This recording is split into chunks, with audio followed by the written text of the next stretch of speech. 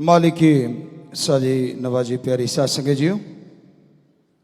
बरसात के मौसम में आज से नहीं, जब से सूफियत, जब से दुनिया साजी है, तब से ही बरसात की एक बहुत बड़ी महत्ता है कि इस मौसम में दिल में बड़ी उमंगें, बड़ी तरंगें जागती हैं, वाइब्रेशन पैदा होते हैं।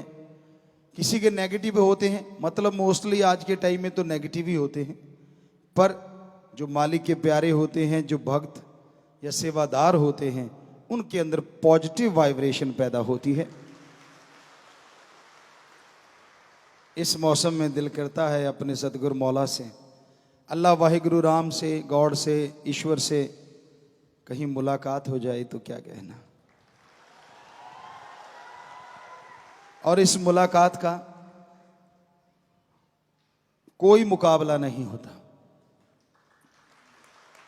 तो मौसम की बात कर रहे थे। मौसम का रूहानियत में, सूफियत में भी बड़ा मोल है कि इस मौसम में अच्छी तरंगें, अच्छी वाइब्रेशन, जब आदमी के अंदर उमंगें पैदा होती हैं तो उस समय कहीं भक्ति कर ली जाए, सुमरन कर लिया जाए तो कनेक्शन जल्दी हो जाता है।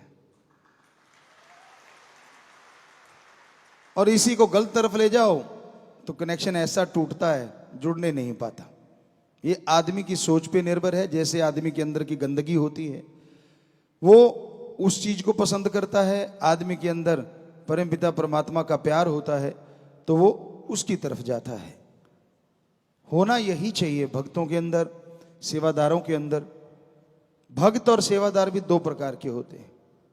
बुरा ना मानना बच्चों, क्योंकि आपको कहा है अपना अनुभव बताएंगे और सच्ची बात बोलेंगे। चापलूसी हमें पसंद कभी नहीं थी, ना आज है ना कल रहेगी।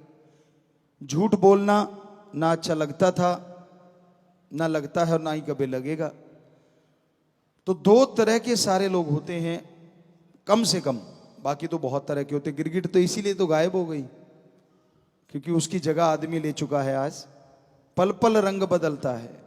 बात करते करते कभी यू टर्न ले जाए, सामने वाले को देखा अच्छा इसका रंग बदल रहा है, तब पता चलता है जब यू टर्न ले जाता है, बात करते करते। बात चल रही थी भक्ति की। भक्त भी दो प्रकार के, सेवादार भी दो प्रकार के होते हैं। एक होता है भक्ति करना मजबूरी में कि यार टाइम पास, अरे आधा घंटा तो लगाना पड़ेगा यार, पिताजी हर बार कहते 15 मिनट तो लगा दो। उनकी निगाह मिनटों में ज्यादा रहती है, भक्ति में कम रहती है। ठीक है, भक्ति जितनी कर ली हो नहीं सकता, और कोई भी चीज करी हुई का रिजल्ट आए ना आए, की गई भक्ति का रिजल्ट 100% आता है।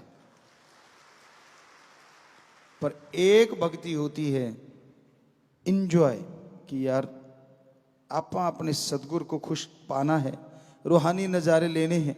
वो उसकी रजा, वो नूरानी में आए, रूहानी में आए, दुनियावी रूप में आए, किसी भी रूप में आ जाए, उसको पाके रहेंगे। और आपा तो उसकी मस्ती में, उसकी अनहद सुन के रहेंगे। एक मस्ती में सुमरन करना, एक खुशी में सुमरन करना, चाहे 5 मिनट क्यों ना हो जाए, उसका कोई मुकाबला नहीं। एक नींद 8 घंटे पड़े रहते और करबट पे करबट देते रे कि इधर उधर। चद्दर बेचारी सुबह उठते हैं, उसके इतनी सलवटें पड़ी होती हैं पूछो मत।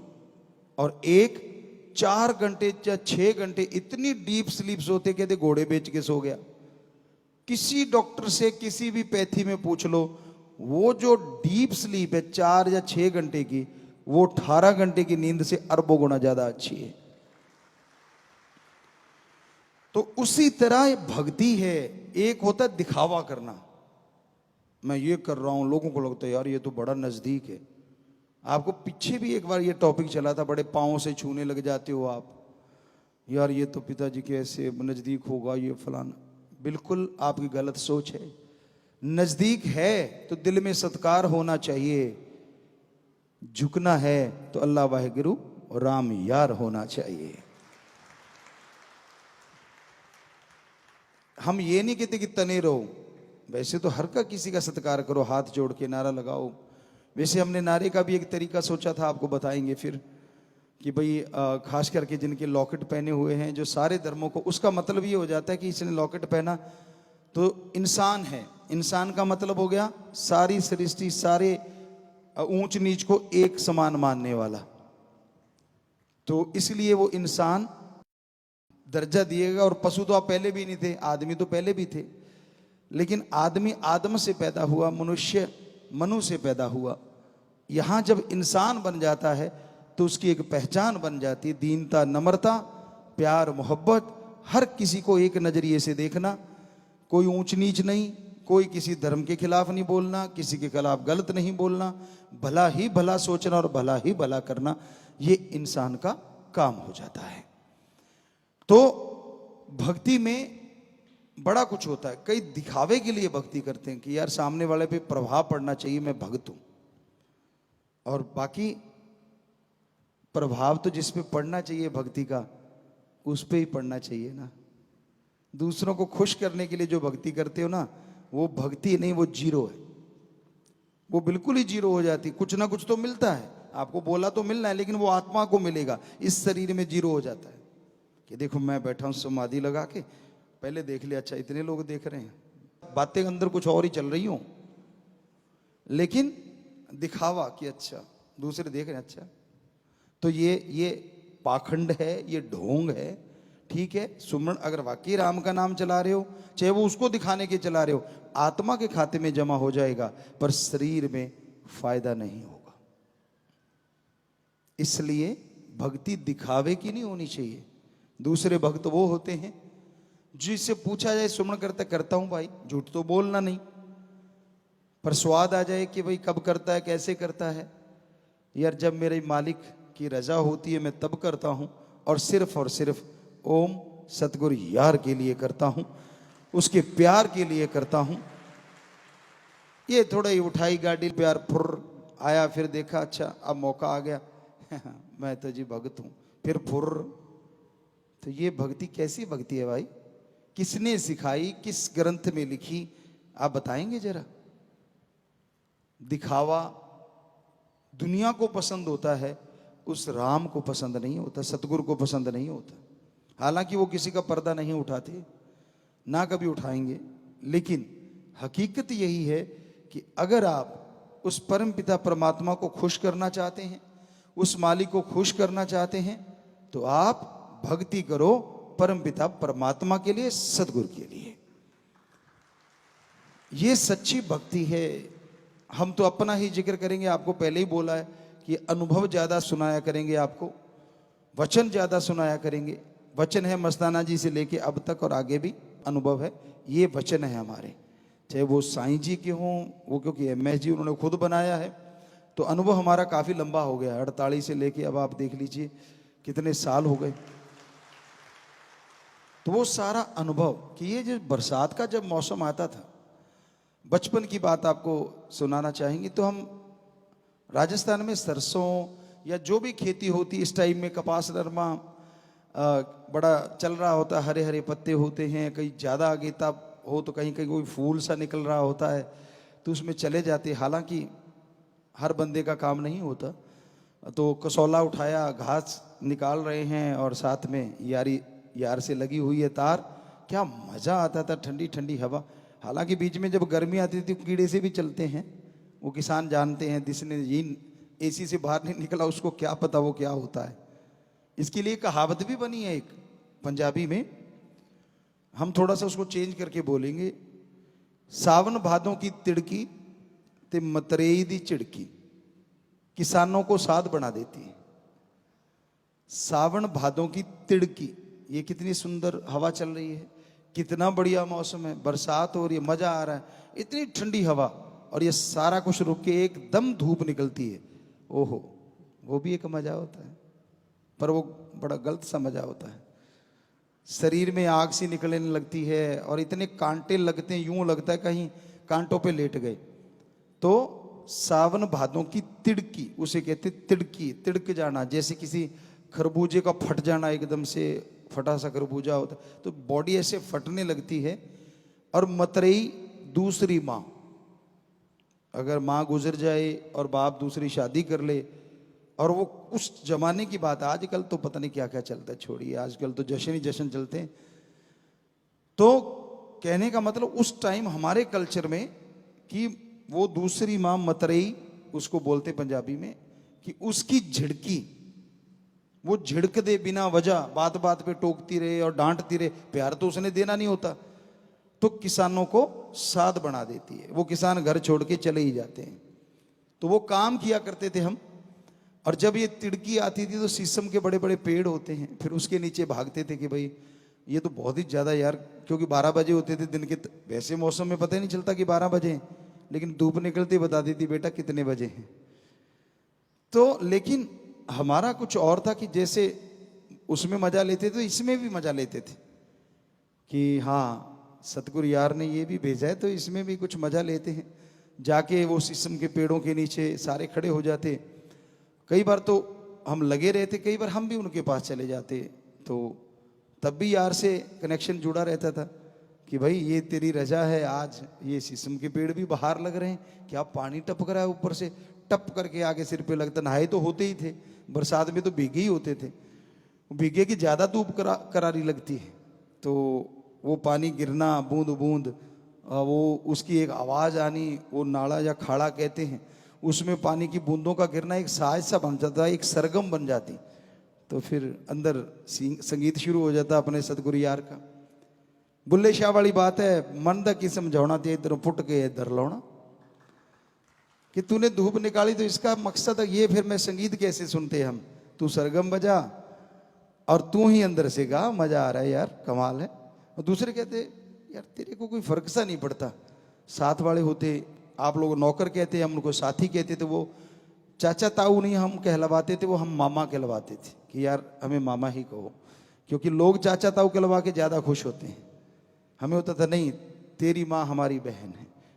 तो कहने का मतलब कभी किसी के साथ ये चीज़ होती नहीं, तो वो बड़ा कहा करते थे कि यार इसके कोई असर ही नहीं होता, गर्मी गुर्मी होती है, वो खाद मर गए लुट गए, क्योंकि खाद ऐसे शरीर फटता है। कितने आराम से खड़ा रहता है, अब उनको क्या पता, जिसके साथ यार खड़ा हो आराम से ही खड़ता है। पता ही नहीं, समझ नहीं आती कैसा कलयुग आ गया है आज।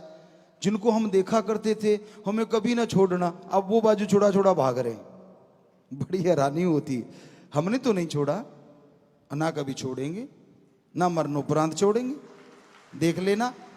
अब बाजू छुड़ा छुड़ा भाग रहा, भागता रहे, लेकिन वो टाइम आएगा तो खुद बुलाएगा, ये भी लिखवा ले। क्योंकि जब सारा सामान निकलेंगे ना, जिन दिन मानी कडिए हड्डा कुड़काए, हाथ छुड़ा छुड़वा भाग रहे हो तो तब फिर हड्डियां वो टूटने लगेंगी। क्यों? गुरु को तो याद नहीं किया, उसकी तो मानी नहीं। मन मर्जी अपनी ऐश के लिए, अपने मन को शांति दिलाने के लिए उसके पास जा, उसके पास जा, फलां की सुन, फलां की सुन, सतगुरु की तो सुनी नहीं। तब तकलीफें 100% आएगी, सत्संगी होते हुए भी कोई नहीं रोक सकता, क्योंकि आपने कर्म ही ऐसे कर लिए हैं जो कि सतगुरु ने कभी बताए ही नहीं थे, कभी सिखाए ही नहीं थे। कर्म तूने किए, मुआफ कर दिया, तो जिंदगी स्वस्थ जिंदगी जी रहे हो। लेकिन मौत का दर्द तो उन्हीं का खत्म होता है, वही एडवांस में बता पाते हैं जो वचनों पे 100% पहरा देते हैं और दर्द यकीन रखते हैं। उन तो साल पहले भी पता लग सकता है, महीना पहले भी पता लग सकता है। तो इसलिए हिसाब किताब तो है सारा, अब आपको खोल के बता रहे हैं ताकि आप सही रहें। क्योंकि रब नाल ठगियां क्यों मारे बंदे, किसी ने गाना लिखा है, हमने पहले भी कई बार सत्संगों में आपको ये गाने की लाइन बोली है कि उसने पता नहीं किस अंदाज में लिखा होगा, लेकिन आजकल तो शरेआम ठगी है। सेवा है तो उसका भी नगद नारायण चाहिए। चलो कोई बात नहीं, हम तो जो सेवा करते थे ये होता था कि तन लगा दें यार, धन लगा दें यार, मन तो वो तो बचपन से सतगुरु का था, लगा ही हुआ था। कोशिश करते थे कि अपनी कमाई का जितना भी हिस्सा दीन दुखियों की मदद में लगा पाएं, जितने भी लोगों को ज़्यादा से ज़्यादा सतगुरु शास्त्र नाम जी दाता रहबर से जोड़ पाएं। 9-9 साल में ट्रैक्टर ट्रालियाँ भर भर के गुरु मंत्र दिलाया करते थे। फिर बड़े हुए तो बेपुरा जी ने जैसा ख्याल दिया, ट्रकों के ट्रक, गाड़ी बसों की बसें वहाँ से करवा करवा के नशा छुड़वाया करते थे, जिस एरिया में भी ऐसा लगता था।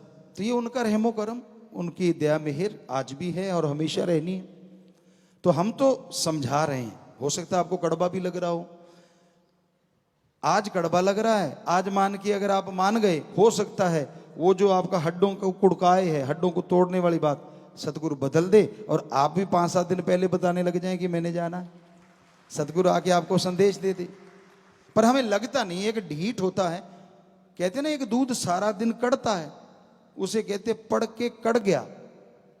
एक जब सदगुरु के आसपास रहता है ना, उसको लगने लग जाता मैं तो जी नॉलेजेबल हो गया, मेरे को तो अब संतों का सारा ही पता चल गया, मुझे पता है अब क्या कहेंगे, किसको कह रहे हैं, फलां को दिंकड़ को।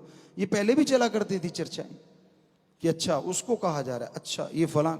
नहीं भाई, हम किसी को पर्सनल नहीं कहते, सर्वत का सबके भले के लिए कहते हैं कि सबका भला हो।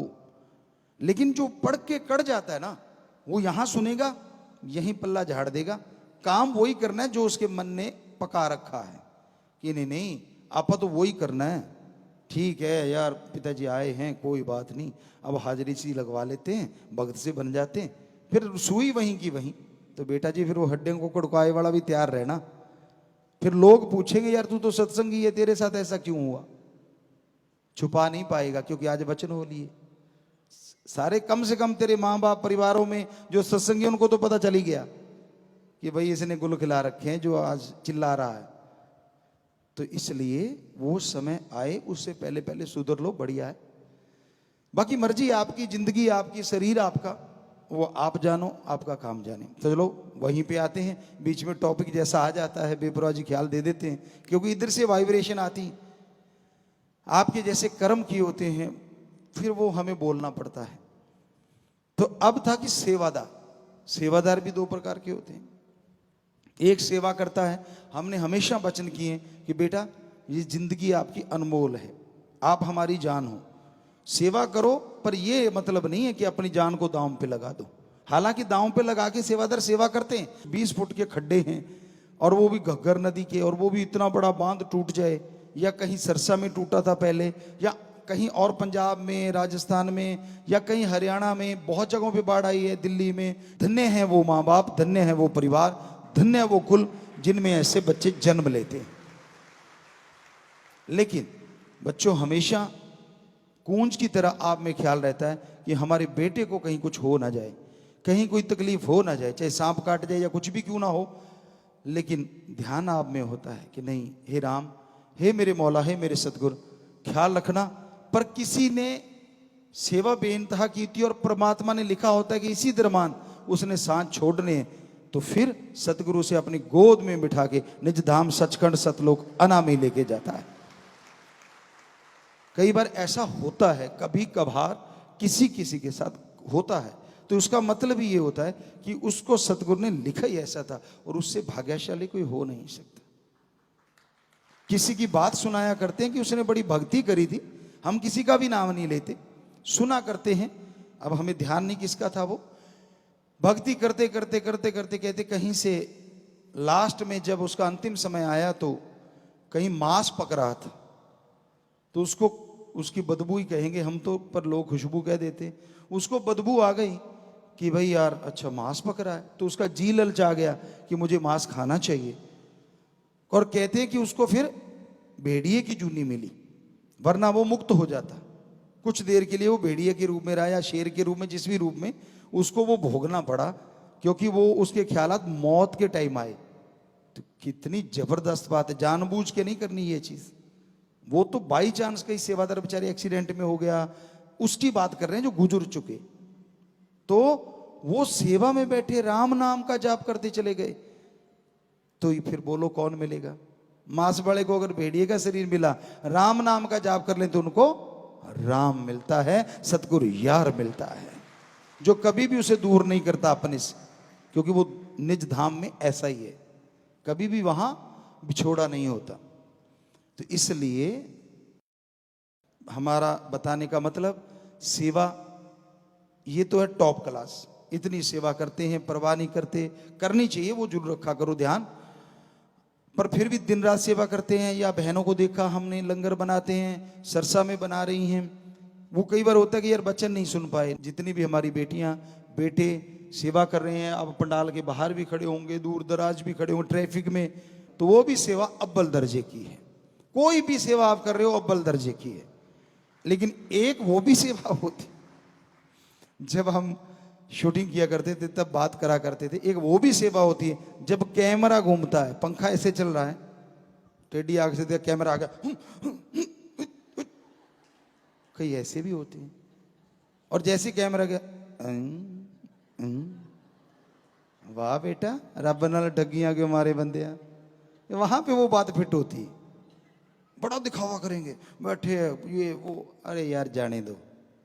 किससे को कह रहा है, किसको बुद्धू बना रहा है? अपने आप को, अपने कर्म मार रहा है तू। जितनी तेरी पहुंच है एक लगन में करता रहे, ठीक है।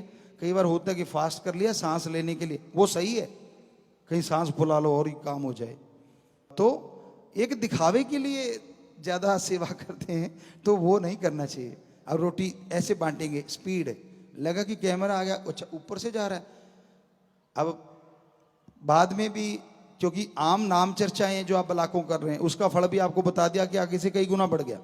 आश्रम में आके संडे के दिन हम चल नहीं, आप में जहरा तौर पे ऐसे नहीं बैठे होते, लेकिन बैठे होते हैं जिनकी निगाह है।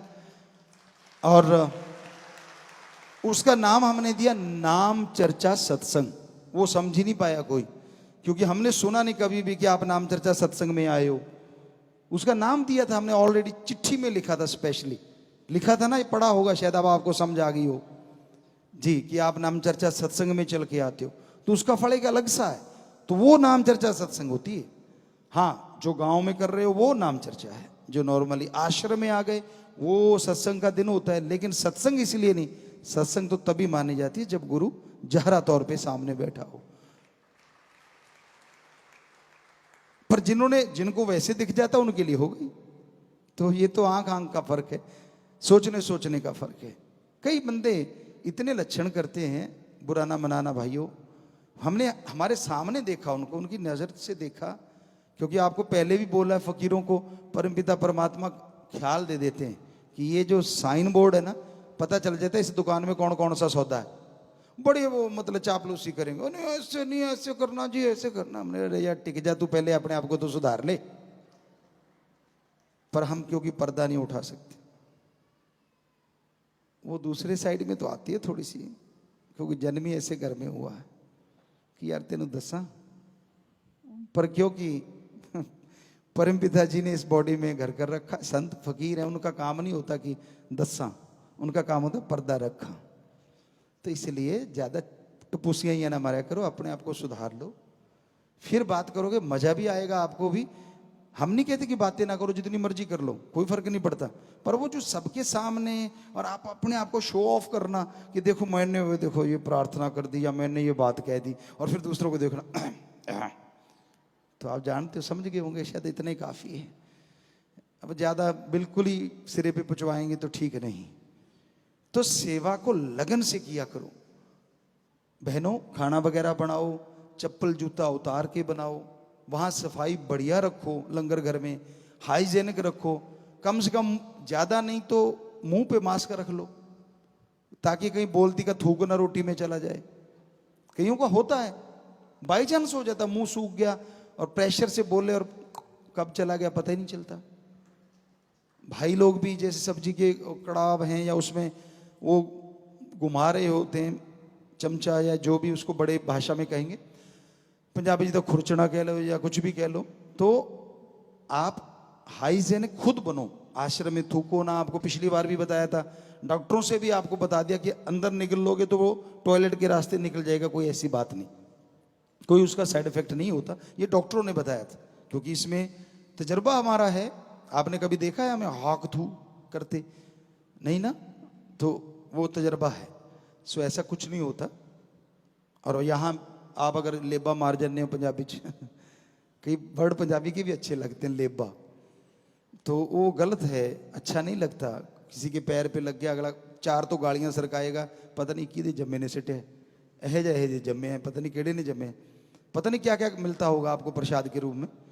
तो इसलिए सफाई का ध्यान रखा करो। जब भी आश्रम में आते हो, मान लो यहाँ से उठ के जा रहे हो, यार आपके सामने से बेटा एक कागज भी उड़ के जा रहा है, क्यों जा रहा है?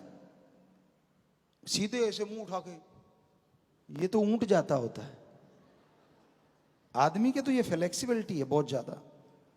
अब जिराफ है बेचारा, वो झुक नहीं सकता उसके अगले के पांव, तो पांव चौड़े करके पानी पीता है, उसकी गर्दनी लंबी इतनी है, आपकी तो इतनी लंबी नहीं कि मुंह से कुछ उठा लो। तो आपकी तो बहुत फ्लेक्सिबिलिटी, नीचे भी देखते हो, ऊपर भी, पूरा ऊपर भी देख सकते हो, लेफ्ट राइट भी देख सकते हो। तो कम से कम आपके आसपास, कम से कम आश्रम में, जिस भी आश्रम में आप बैठे हो या सुन रहे हो, नाम चर्चा घरों में बैठे हो, तो सफाई ऐसे टकाटक होनी चाहिए। दूसरों की जाके हम सफाई वहां बयान करते हैं और अपने यहाँ ये गंदगी पड़ी हो, कहीं भी नहीं होनी चाहिए। तो कहने का मतलब साफ सुथरे रखो, घर में परिवार में भी ऐसे रहा करो। चलते चलते घर में जा रहे हो, ये तो मेड करेगी, भाई करेगी, क्यों?